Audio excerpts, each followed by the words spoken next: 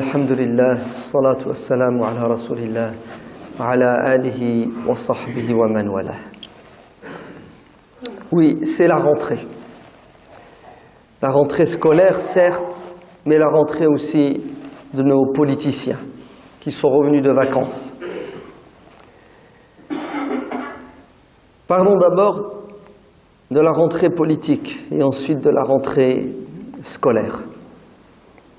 La campagne bat son plein désormais, puisque pour les primaires, nous avons plusieurs candidats, et chaque candidat est dans la surenchère. Oui, on dirait que le thème, la thématique des primaires, et par ricochet de la présidentielle, sera l'islam, les musulmans. D'ailleurs, pour ceux qui sont un peu au fait du politique, ça fait déjà plus de 2 ans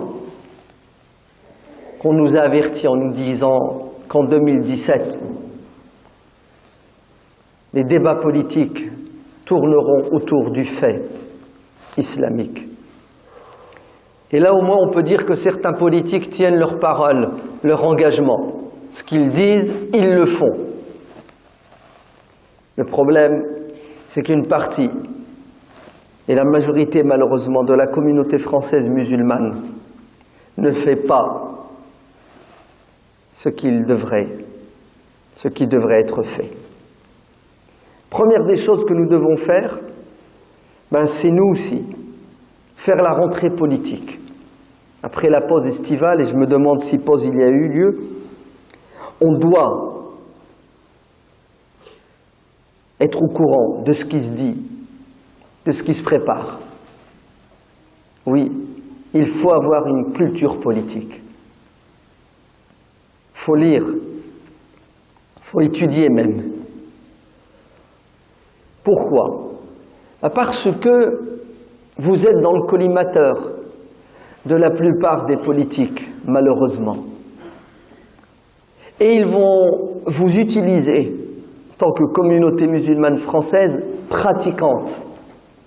D'ailleurs, vous êtes déjà taxés d'islamistes, intégristes. Mieux, maintenant on parle de musulmans politiques radicaux, d'islam politique et radical. Comme si assumer ses devoirs de citoyen était un péché, désormais, pour le croyant, pour le musulman.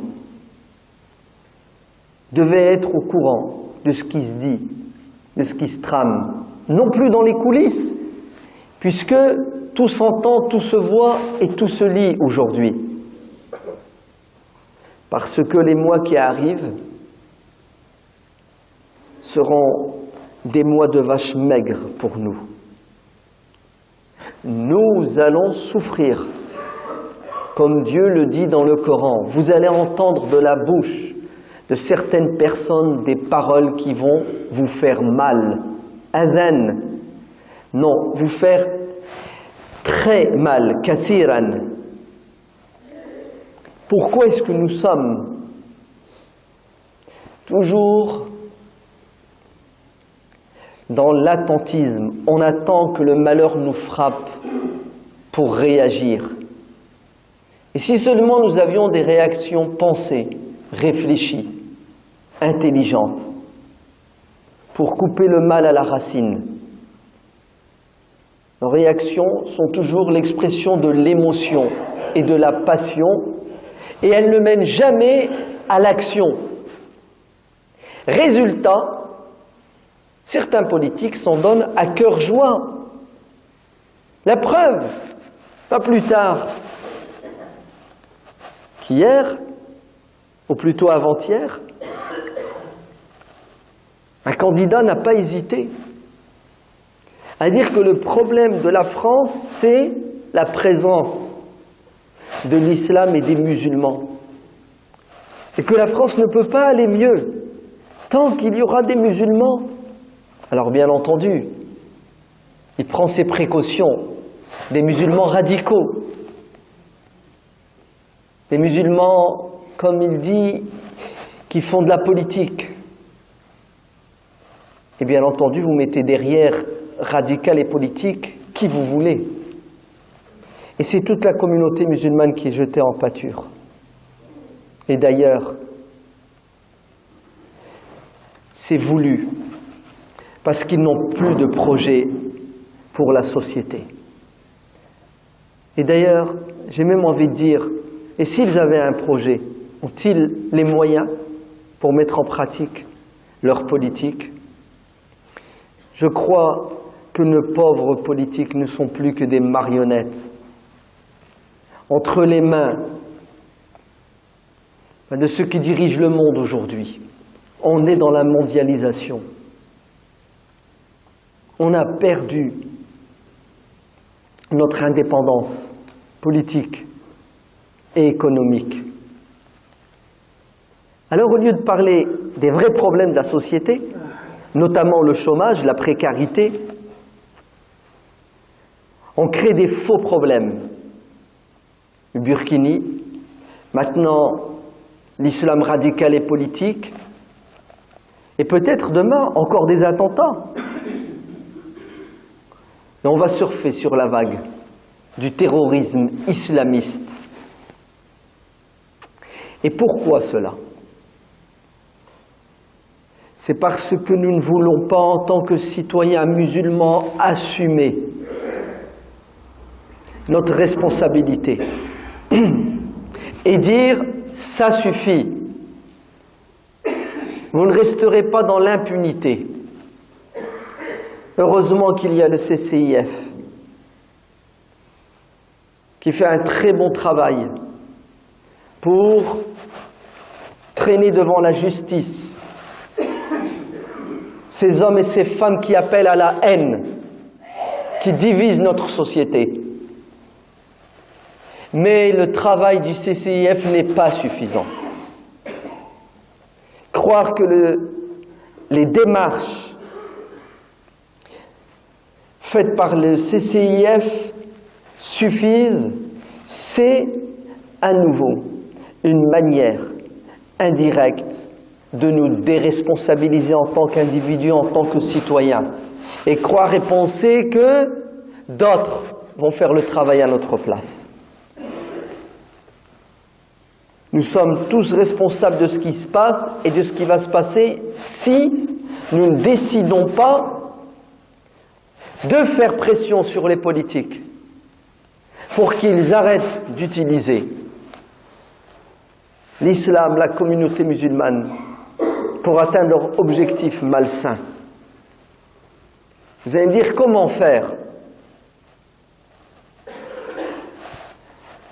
Déjà, être au courant de ce qui se dit. Deuxièmement, vous préparer à participer aux primaires qui auront lieu au mois de novembre. On attend pour voir si la gauche, oui ou non, va annoncer des primaires. Mais en tout cas, à droite, il y a des primaires. Et tous les citoyens français sont invités, moyennant 2 €, à participer à ces primaires pour choisir parmi les différents candidats le meilleur ou le moins pire. Restez les bras croisés et laissez les autres faire un choix à votre place. C'est un suicide politique et social, et même, on va aller plus loin, religieux. Puisqu'il y a des candidats, ouvertement, qui disent que 2017 sera l'année de l'interdiction du voile islamique dans l'espace public. Vous entendez? Après l'interdiction du voile à l'école, l'interdiction de la burqa, la 3e étape, c'est l'interdiction du voile tout court dans l'espace public. La 4e étape, et vous n'avez pas besoin de beaucoup d'imagination, ce sera sans doute l'interdiction de la jupe longue. La 5e, je m'arrête ici. Oui, on dirait que la chasse aux sorcières est ouverte. Mais pourquoi est-ce que nous acceptons le statut de bouc émissaire alors que nous sommes dans un pays de droit, dans un pays où vous avez une égalité de chance, à condition que vous saisissiez cette chance. Et saisir la chance, c'est s'engager. Ne pas laisser les autres décider de notre destin, mais de participer avec toutes les forces vives et actives, sincères et honnêtes de notre pays à la construction de la France de demain. Pas la France qu'on est en train de nous préparer de la haine, de la division, de la fitna, la zizanie entre communautés musulmanes et autres communautés. Si vous décidez de rester faible, sachez qu'il y aura des gens forts qui vont vous utiliser pour atteindre leur objectif. La moindre des choses, que Dieu vous bénisse, c'est d'assumer votre responsabilité citoyenne, de vous engager, d'entrer en contact avec vos responsables pour les rappeler à l'ordre. La rentrée scolaire, bien entendu, rien de pire, écoutez bien, si ce n'est que de remettre ses enfants à une institution qui ne va pas assumer son devoir. C'est pour cela, choisissez l'école de vos enfants, c'est très important. Mais ne déléguez pas à nouveau l'éducation intellectuelle de vos enfants. Participez en tant que parents. Soyez proches de vos enfants. Vos devoirs ne sont pas uniquement de travailler pour l'entretien du corps de vos enfants. Wallahi, le cœur de vos enfants est beaucoup plus important que leur corps. La santé spirituelle et intellectuelle de vos enfants doit être votre souci premier. Mais comment voulez-vous que des enfants soient équilibrés, soient épanouis, lorsque le père est absent et la mère se retrouve seule à gérer l'éducation spirituelle, intellectuelle, éthique et physique des enfants? L'éducation intellectuelle de vos enfants n'incombe pas aux profs, uniquement à votre épouse, uniquement, mais surtout et avant tout à vous, car vous êtes le gardien du troupeau. Vous aussi, vous devez faire votre rentrée scolaire. Vous devez participer à la bonne gestion de l'école où se trouvent vos enfants, en adhérant à l'association des parents d'élèves, en vous présentant pour être au service de la communauté scolaire. Sinon, vous allez encore vous plaindre. Et d'ailleurs, le scandale arrive, puisqu'ils vont encore le créer, des cantines. Le halal à la cantine. La politique de la chaise vide est un crime. Si vous n'êtes pas présent là où ça se discute, pour échanger, pour prendre des décisions de manière collégiale, vous allez subir et d'autres décideront, non pas pour vous, mais pour vos enfants et les enfants de vos enfants. Qu'Allah préserve la communauté musulmane de France de cette islamophobie rampante. Qu'Allah préserve la France de la fitna, qu'il apporte son secours aux déshérités partout, et notamment en Palestine, où les peuples musulmans partout souffrent. Qu'Allah fasse miséricorde à nos parents, qu'il leur accorde le paradis, qu'il nous donne la sincérité dans nos intentions, nos paroles et nos actes, qu'il nous donne la force et le courage de pratiquer notre religion malgré la pression. ربنا آتنا في الدنيا حسنة وفي الآخرة حسنة وقنا عذاب النار سبحان ربك رب العزة عما يصفون وسلام على المرسلين والحمد لله رب العالمين.